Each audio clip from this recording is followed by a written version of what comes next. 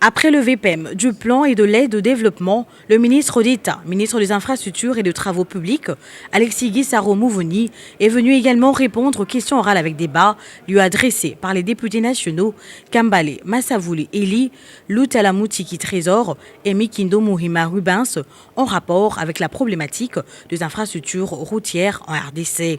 Le cas du tronçon Bukavu, Mwenga, Kamituga, Kitutu et Kasongo, l'abandon de travaux de construction routière déjà lancés à l'instar du tronçon Kisangani, Komanda et Beni, l'impraticabilité de routes stratégiques menant au front en cette période où la République démocratique du Congo fait face à une guerre injuste d'agression lui imposée par le Rwanda. Bref, comme je l'ai dit au président du bureau de l'Assemblée, comme il y avait des questions orales avec débat sur les mines, sur les ITPR et sur le PD 145, je n'ai pas voulu parler au ministre des ITPR. Parce que j'ai déjà vu ces ministres-là 2 fois pour lui parler des problèmes d'accès à la centrale des Gakogo. Cette centrale-là, je ne sais pas si les Congolais se rendent compte. Nous avons un taux d'électrification du pays qui est très bas, très bas.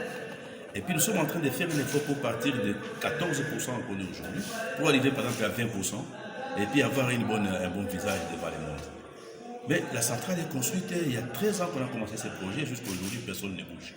Mais à tel parti enseigne qu'aujourd'hui, pour partir de la nationale numéro 1 pour aller à la centrale, il n'y a plus de route. La route s'est coupée, la route s'est terminée. Ça veut dire qu'on ne saura pas exploiter la centrale, on ne saura pas faire la maintenance de la centrale. Donc, je ne sais pas, j'ai parlé 3 ou 4 fois au ministre des ITPR, apparemment il ne m'a pas écouté. Je suis allé même en délégation avec le député des caucus des Puy, il n'a pas écouté. J'ai profité de cette occasion ici pour lui lancer ces petits mots-là. Je ne sais pas si la 5e fois il pourra nous écouter.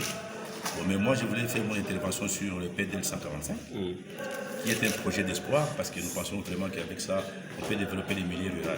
C'est ça la vie d'un pays.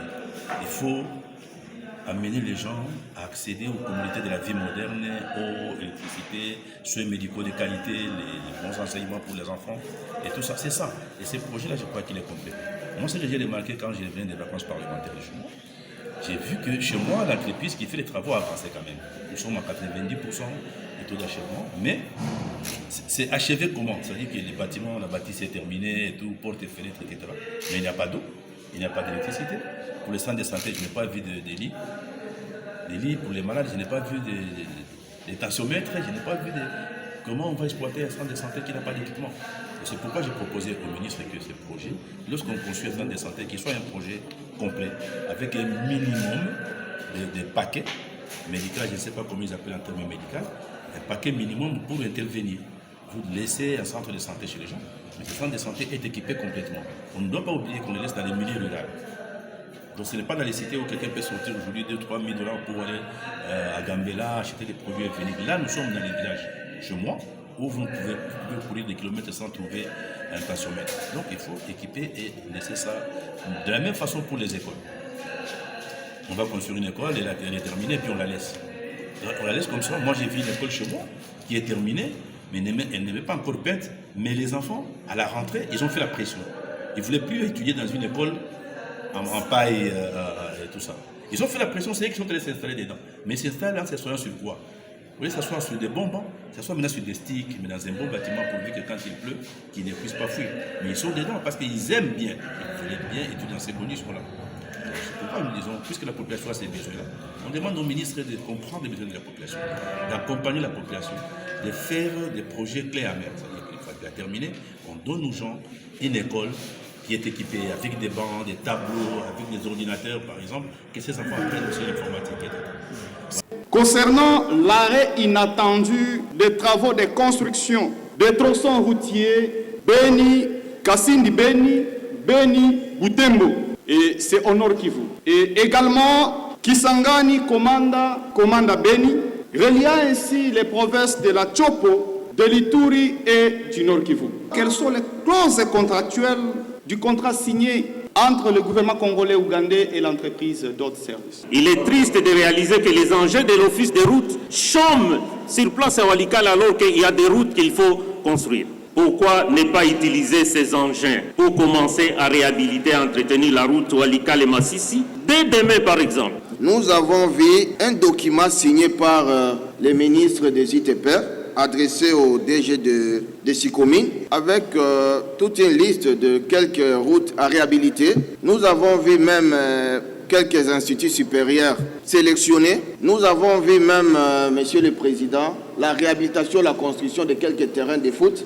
C'était sur base de quels critères qu'il avait sélectionné des écoles, des instituts supérieurs, des terrains de foot à la place de routes et surtout une route qui était promise par les chefs de l'État pendant sa campagne. Pour sa défense, le ministre d'État, ministre aux ITP, s'en est remis aux élus nationaux, autorités budgétaires, pour faire respecter la répartition et le décaissement du budget alloué à chaque ministère en sollicitant une maximisation du budget alloué à son ministère au vu du nombre de routes prioritaires à construire et à réhabiliter. Il a par la même occasion relevé le fait que certains travaux d'infrastructures routières sont commis à d'autres ministères sans l'appui technique du ministère des ITP.